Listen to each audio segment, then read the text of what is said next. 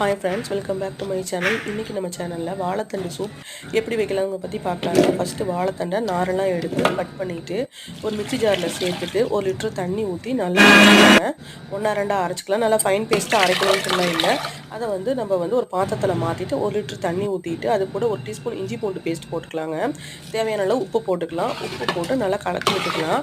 இத நல்லா அடுப்புல வச்சு நல்லா கொதிக்க விடலாம். கொஞ்சம் ஒரு 1/2 லிட்டர் தண்ணி சுண்டுற அளவுக்கு நல்லா கொதிக்க விடணுங்க. அப்பப்போ எடுத்து ஒரு கலக்கி விட்டு நம்ம கொதிக்க வைக்கலாம். அதுக்கப்புறம் ஒரு வடிகட்டி வச்சு நம்ம ஃபில்டர் பண்ணிக்கலாங்க. ஃபில்டர் பண்ணிட்டு கொஞ்சம் பெப்பர் பவுடர் போட்டு ஒரு பவுலில் ஊற்றி ரொம்ப குடிச்சா ரொம்ப உடம்புக்கு ரொம்ப நல்லது. பர்டிகுலராக கிட்னி ஸ்டோன் இருக்கவங்களுக்கோ கால் பிளாடரில் ஸ்டோன் இருக்கவங்களுக்குலாம் ரொம்ப நல்லதுங்க. உடம்புக்கு ஹெல்த்தியான சூப்பும் கூட. ஈவினிங் குழந்தைங்க வந்தால் அவங்களுக்கும் கொடுக்கலாம். வீடியோ பிடிச்சிருந்தா லைக் பண்ணுங்கள், ஷேர் பண்ணுங்கள், மறக்காமல் சப்ஸ்கிரைப் பண்ணுங்கள். தேங்க்ஸ் ஃபார் வாட்சிங்.